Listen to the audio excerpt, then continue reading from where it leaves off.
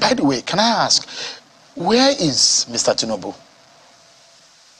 He's outside the country, he's outside Nigeria, specifically where I don't know. I haven't called him since we finished our work, so... Is he all right, No, I lie. I spoke to him about a week ago.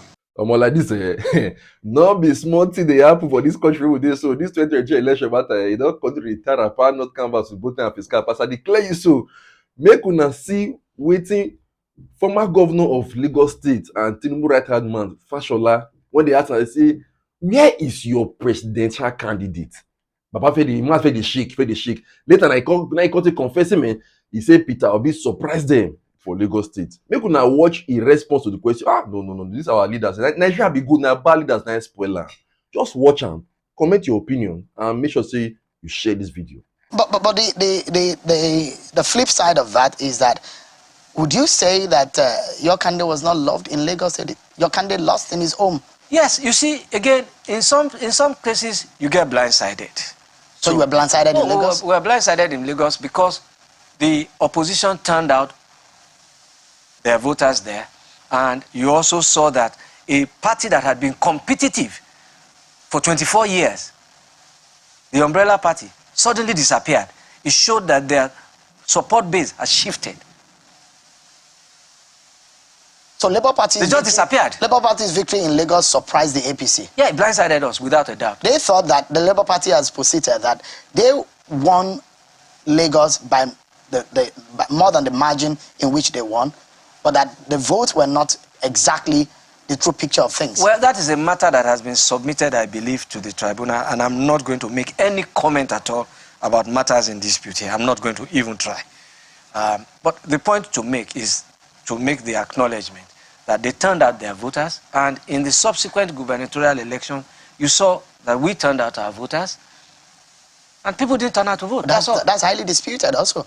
Well, because of the kind of violence and I know what happened in my polling unit in the presidential election, and the alleged intimidation of voters that came up by a smaller margin, and the margin was larger in the gubernatorial election. And my polling unit was one of the most covered polling units in terms of press corps and press presence, and not one iota of violence was recorded in my polling unit. But you know that there were a lot of violence in Lagos.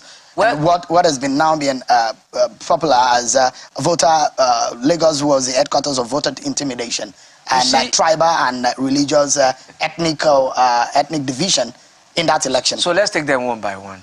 In terms of violence, unfortunately, one incident of violence in any election in my country does not cover us in glory. One, wherever it may be. But that said, when you look at the incidents of violence, the number of polling units that were disrupted, they pale into insignificance compared to what you have seen in elections in the past. This was the incident.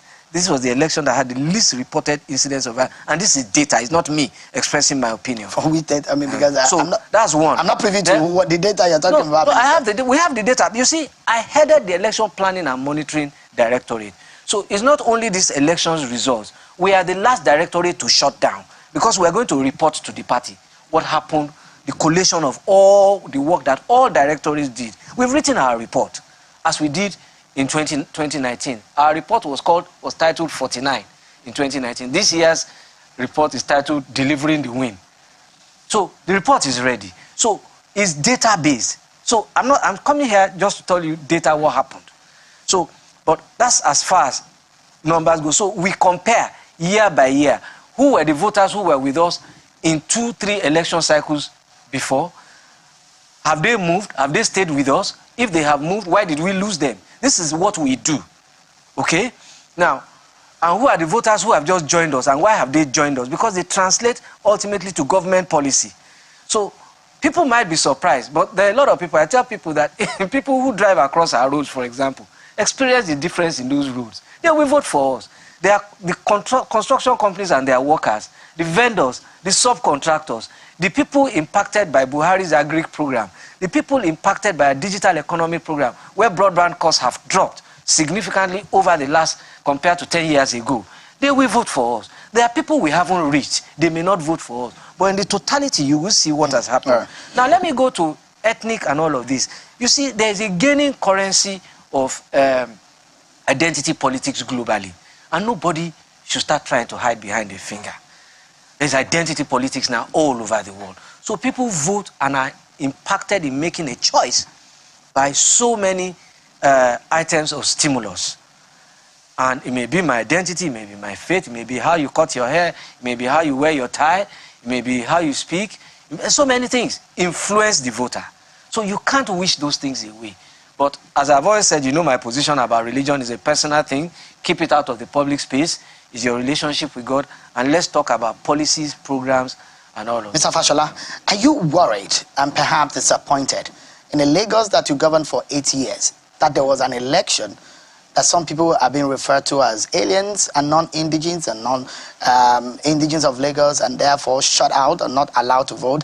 These allegations, if confirmed and based on the report and what we covered and we saw on the ground, how disappointed are you about that scenario in Lagos State? I have told you before that the elections that I love to see are elections that are carnivals, that are festival of ideas, debates, and our colors. Those are the elections I love to see. We saw some of them in the primaries of the different parties. We saw you were there, your crew was there, and we need to see more of that. We need to see more rigor, more intellectualism, more people focus about what I offer and what you offer. So those are the things I am interested in talking about. So, and that was why the things that interested me, the campaign I was making at the time was, look, Asiwaju has done this, Asiwaju has done that in Lagos. How many states have copied it? We found that about 14 states have copied LASMA, set up their own type. We found about 10 states had copied Office of Public Defender. We found about 15 states had copied LASA. And I made the argument that, look, if states are copying, opposition and APC are copying this man's idea from Lagos, why don't you give him the opportunity to run at the center and let's see how far he can go? Those are the kind of debates I want to see. But about Lagos, are you disappointed about what happened in the governorship election? Well, there was color and there was some politics. color, there was some color, and there was some festival, and there were reports that are not too savory about events that happened, but I wasn't in those spaces, and therefore I can't comment. And I've told you, for example, worried about... I've told you, for example, what happened in my polling unit. You know, election day is what you see that you can really account for. You know, there's a question you guys ask, or journalists generally ask me on election day. What is your feeling about the election after I've just voted? And I tell you, I can only tell you about what I experienced here. I don't know what's happening in other places. I mean, I'm worried about the implication of this scenario that played out in the election. We saw what happened in 2015 also in Lagos and the implications of that on businesses, on commerce, on the peaceful living of Lagosians. The consequence of what happened in that election, are you worried in a Lagos that you ruled for 8 years? I think that we are too joined at the hip to allow disagreements over elections to fester beyond elections. There are too many places where we are connected. I tell people, for example, that if you are talking ethnic issues, my first cousin is Louis Ganiu Okafo, and I have another cousin, Shola Okeke, God bless her soul. So which one of them do I dislike? So, and I think that some of the rhetoric went in the wrong way, and I think everybody should wear the trouser of adults in the room now and bring everybody back to it. And I think that healing is already taking place, and tempers are coming down. Sometimes we can be extreme when there is competition, but I think as it goes on, maturity will come in, and I think that you members of the press have a duty to play in shutting down very, very extreme rhetoric whenever it happens. You must do that so that you bring people back to tolerable levels of debate and conversations. By the way, can I ask, where is Mr. Tinubu? He's outside the country, he's outside Nigeria, specifically where I don't know. I haven't called him since we finished our work. So, is he all right? No, I lie. I spoke to him about a week ago. He was in France. Okay. Is he all right? Of course medically. He is. Of course he is. Come on. No. I'm asking because these are some of the questions that, you know, I mean, we reflect on what is happening. Let's go there. So since 2002, when he hurt his back, almost every time he has traveled, opposition has said he has died, but he still comes back alive. He'll be back soon. But I'm not sure they said he has died this time around. They're just worried. He's fine. They said, look, is he there on a vacation to rest or something? I believe that. I believe that he's taking some time out. He needs it. He ran, I think, the longest, the fiercest campaign. His primaries was the most contested. After the primaries, he went around making peace with all those who were successful against him. After that, he was busy involved in planning the re-election. And since then, he just ran this marathon like a sprint.